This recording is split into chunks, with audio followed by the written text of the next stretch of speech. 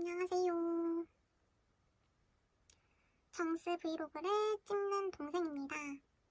이번에는 일상 브이로그가 아니라 간호학과 학생들을 위한 영상으로 찾아뵀어요. 간호학과 학생들뿐만 아니라 간호학과를 희망하는 학생들 또한 이 영상을 보고 조금이라도 도움을 얻으셨으면 좋겠습니다.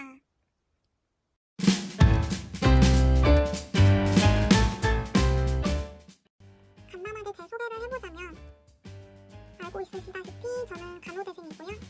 1호학번으로 간호학과에 입학을 하여 불과 며칠 전에 국가고시에 합격을 하고 또 무사히 졸업도 했습니다. 그래서 지금은 5월 입사 예정인 예비간호사입니다. 근데 저 친구가 얼마나 공부를 잘하길래 이런 영상을 만들었냐 하시는 분들을 위해 정말 소소하지만 제 성적을 가지고 와봤어요. 저는 사실 신의 학점을 가지고 있다거나 교수님의 애제자는 아닙니다. 보시면 평균 평점도 3.95밖에 안 되고 심지어 첫 학기에는 3.61도 받아봤어요. 그래도 이렇게 쭉 보시면 학기가 거듭되고 학년이 올라갈수록 성적을 올리는데 성공을 했고요. 간호학과 생활을 나름대로 열심히 했다고 자신있게 말할 수는 있는 것 같아요. 그래서 이런 제 경험을 조금이라도 공유하고자 이렇게 영상을 만들게 됐고요. 지금부터 제가 들려드릴 이야기는 절대적이거나 정석이 아니고 지극히 제 주관적이고 경험적인 이야기니까 그냥 편하게 주변 사람이나 학과 선배가 조언한다는 그런 기분으로 들으셨으면 좋겠어요. 가장 먼저 간호학과 커리큘럼에 대해서 얘기를 해볼 건데요. 이건 저희 학교, 저희 학번의 커리큘럼입니다. 간호학과에서는 이러한 교과목들을 이러한 흐름대로 배우는구나 하고 소개해드리고 싶어서 가져와 봤어요. 이 많은 교과목들 중에서 이 과목만큼은 조금 열심히 할 필요가 있는 것 같다. 이 과목은 한번 소개를 해드리고 싶다 하는 그런 것들을 제가 찝어봤는데, 제일 먼저 빨간색으로 표시한 걸 보면 간호학과에서 배우게 될 간호학 과목입니다. 총 6가지가 있고요. 이거 말고도 사실 노인간호학이 있기는 한데 노인간호학은 성인을 준해서 생각을 하면 되기 때문에 따로 넣지는 않았어요. 성인은 쉽게 말해서 그냥 성인에게 나타나는 모든 질환과 그에 대한 간호를 배운다고 생각을 하면 되고요. 모성은 임신과 분만, 산육 이런 것들에 대해서 배우게 됩니다.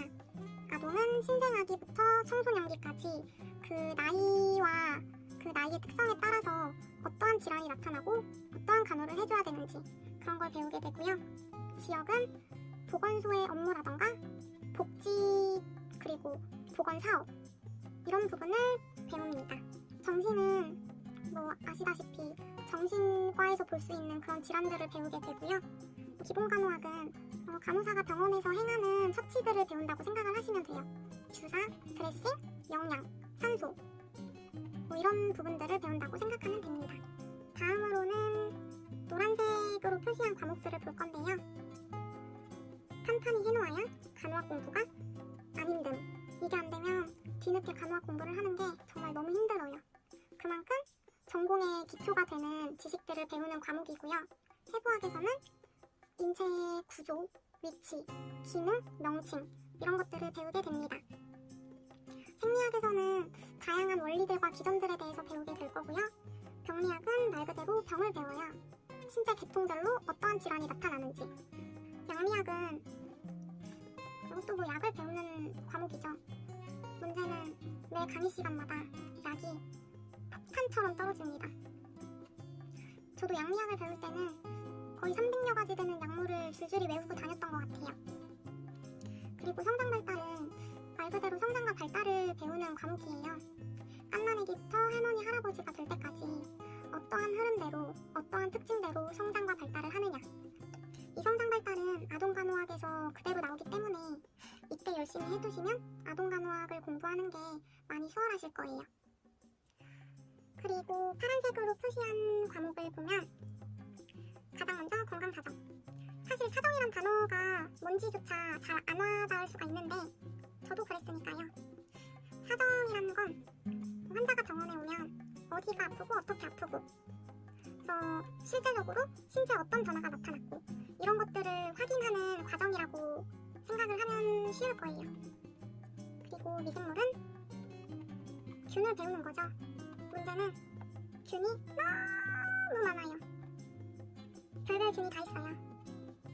이것도 매 간이 시간마다 균이 폭탄처럼 떨어집니다. 이 미생물을 배울 때는 이런 균이 있고 그래서 이러한 질환이 나타나고 그렇기 때문에 이런 항생제를 써야 된다. 이런 걸 배운다고 생각을 하면 돼요. 그리고 간호 과정은 쉽게 말해서 간호사가 진단을 내리고 계획을 세우고 그 계획대로 간호를 해서 평가까지 하는 그런 1년의 과정을 말하는 건데 이거는 병원 실습을 할 때 케이스 스터디를 하게 되는데 거기서 주구장창 쓰게 될 거기 때문에 초반에 확실히 공부를 해서 감을 잡아 놓으시는 게 좋으실 거예요. 용어는 뭐 말할 게 없죠. 간호사 선생님들의 인수인계를 듣는데 용어를 모른다? 그러면 같은 공간, 같은 시간 속에 있지만 나는 그곳에 없는 거예요. 용어는 무조건 외우자. 초록색으로 표시한 건 실습 교과목들인데 성인, 모성, 아동, 지역, 정신 이 5가지는 실제 병원이나 그 현장으로 가서 실습을 하게 될 거고요. 기본 핵심 시뮬은 학교에서 하게 될 거예요. 마지막으로 파란색으로 네모친 과목들은 국가고시를 보게 될 8가지 과목입니다. 그렇다면 언제, 무엇이 이루어지고 나는 무엇을 해야 하는가? 일단 1학년 때는 전공이 별로 없어요. 그래서 이때는 교양을 열심히 들어서 교양학점을 채워야 되고요. 2학년 때부터 본격적으로 전공 폭탄이 시작됩니다. 그래서 후배들을 봐도 동기들을 봐도 2학년 때 급격히 충격과 공포를 느끼는 것 같아요. 아무튼 제 3학년 때는 본격적으로 임상 실습이 시작이 되고요. 학교에 따라서는 2학년 겨울방학 때부터 시작하는 학교도 있는 것 같아요. 그리고 3학년 때 이제 슬슬 스펙을 쌓기 시작합니다. 그리고 4학년 때는 취업과 국가고시가 있어요. 그래서 간호학과 유경험자가 소개하는 학년별 꿀팁.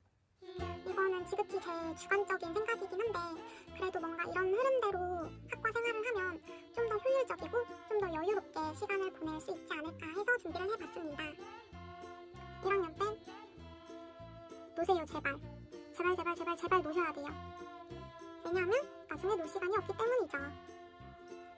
그치만 내가 조금 좋은 병원을 목표로 하고 있거나 나는 빅5를 가고 싶다 하시는 분들은 열심히 놀되 학점 관리는 하셔야 됩니다. 4점이 넘으면 정말 이상적이겠지만 4점이 넘지 못하더라도 한 3.8 정도는 유지를 하는 게 좋지 않을까. 그래야 나중에 평점을 깎아먹지 않거든요. 2학년 때는 갑자기 전공 폭탄이 시작됩니다.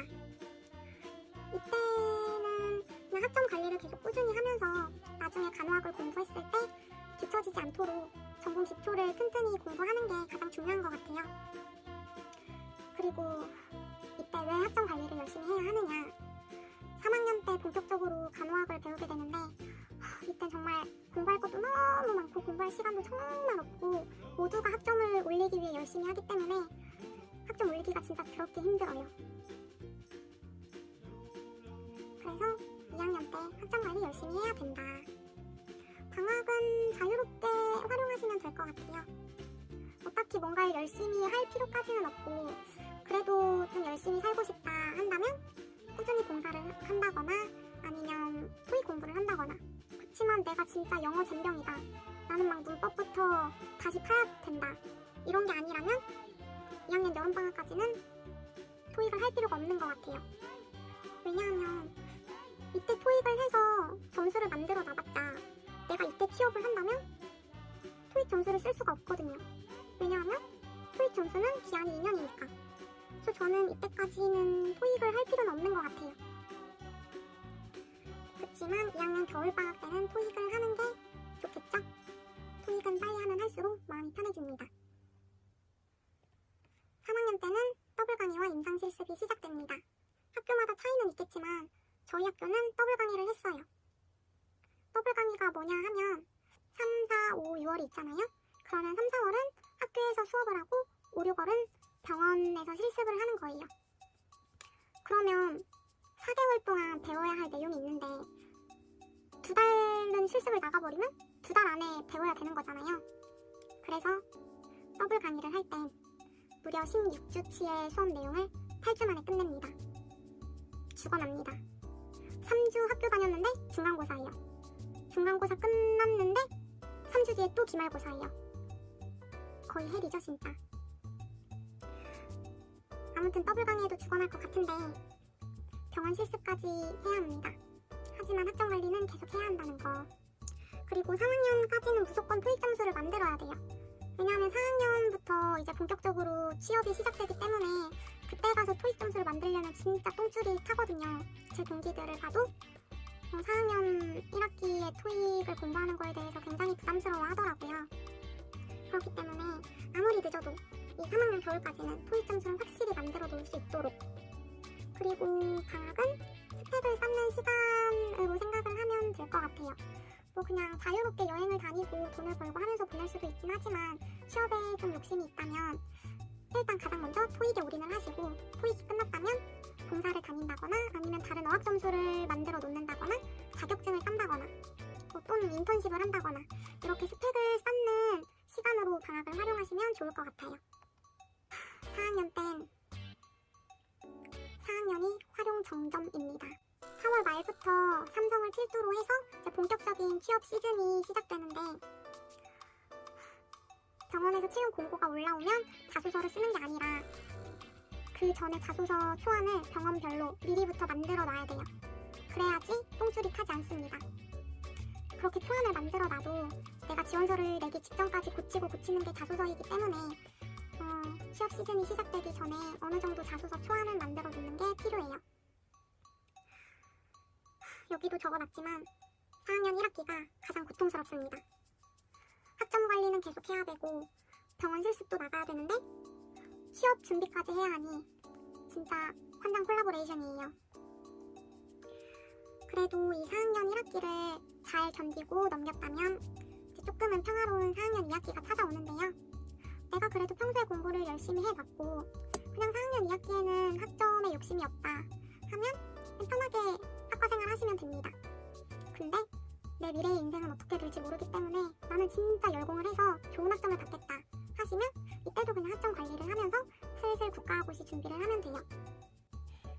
저는 이론 흐름, 이론 방향으로 4년 동안 간호학과 생활을 했고요. 이건 정말 절대적인 게 아니에요. 모범 답안도 아니고. 다만 내가 이렇게 보내와 보니까 이런 방향 정도면 좀 효율적으로 편안하게 학과 생활을 할 수 있겠다 싶어서 이렇게 소개해드린 거예요. 그래도 토익은 2학년 겨울 강추합니다. 정말 강추해요.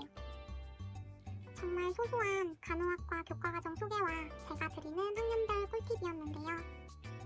다음번에는 간호학